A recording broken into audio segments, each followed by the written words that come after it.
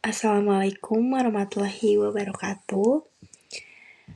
Hello, ladies and gentlemen. Let me introduce myself. My name is Novia Agisti, and I'm from A2 English Class 2023 with student number 23220100. In this video, I would like to give you a presentation about morphology. In this video, we are going to talk about morphology, and we are trying to understanding morphology. For example, what morphemes are, how words are formed, and also why morphology is matters. Alright, at the first part, we are going to talk about the definition of morphology. So, morphology is the branch of linguistics that studies the internal structure of words and the smallest meaningful units they contain, called morphemes. And a morpheme is the minimal unit of meaning. Roots or stems such as book, act, or play carry the core lexical meaning, while affixes, such as prefixes and also suffixes, are bound morphemes that attach to roots to modify meaning or add grammatical information. Morpheme itself can be classified as free or bound. Free morphemes can stand alone as words, for example, book, run, or happy. Whereas bound morphemes cannot stand alone and must attach to other morphemes, for example, an, nas, and also s. Another useful distinction is between lexical content, morphemes, which supply semantic content, for example, dog, and also beauty, and functional grammatical morphemes, which serve synthetic roles, for example, the, and, plural, and also s. Now let's take a look into types of morphemes. Types of morphemes consist of 4 types. The first one is free morphemes. It can stand alone as a words. For example, book, run, happy, and also teacher. For the next one is bound morphemes. It must be attached to another word. For example, an, nas, li, and also s. For the next one is lexical morphemes. It has main meaning, for example, dog, and also run. Alright, and the last one, functional morphemes. It is grammar, for example, the, as, and also ed.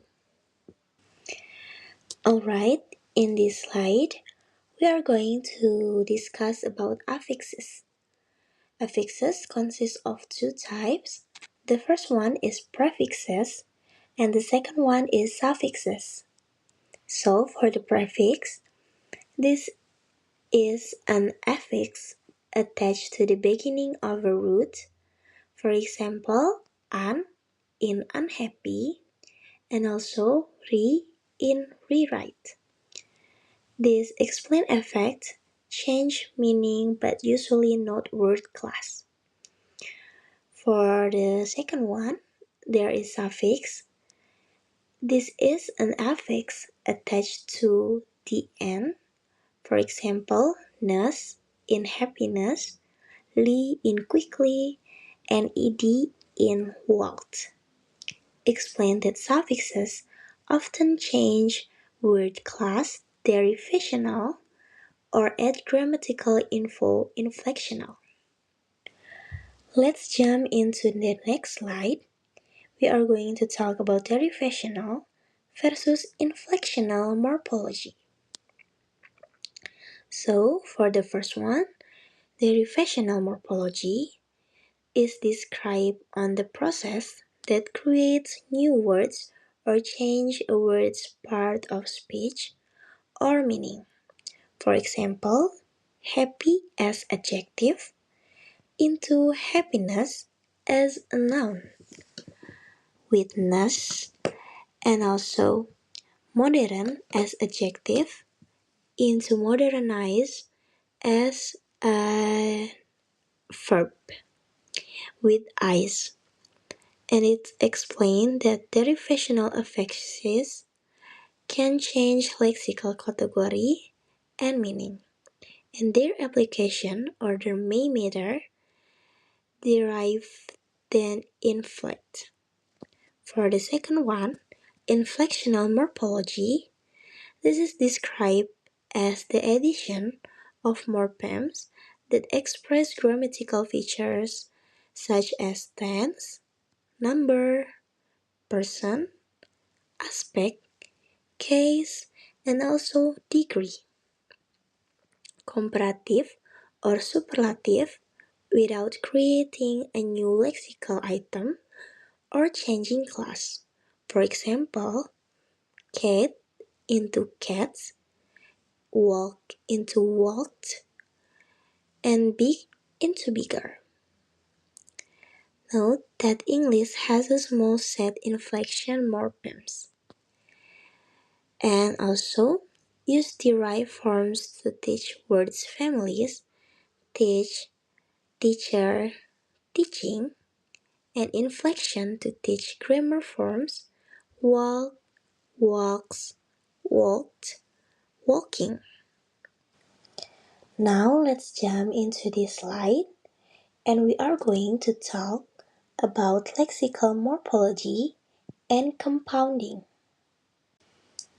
At the first one, there is definition.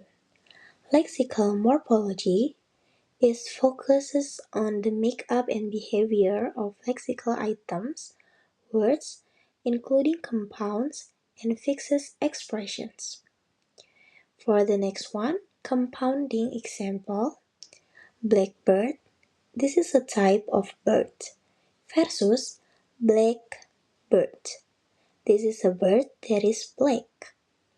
Toothpaste, laptop, explain semantic types, Indocentrin, toothpaste as a type of paste, exocentric, pickpocket, not a kind of pocket, and synthetic compounds, runner up. Now let's take a look to word formation process. There are 7 types of word formation process. So at the first is compounding. This is join two free morphemes, blackboard, handbag, and explains trace pattern, often first element in English compounds. For the next one is clipping. This is shorten a longer word, for example, from telephone into phone, and also refrigerator into fridge. And it explains it's common in informal speech. For the third one is blending. It combines parts of words. For example, brunch. This is consists of breakfast and lunch, and also smoke.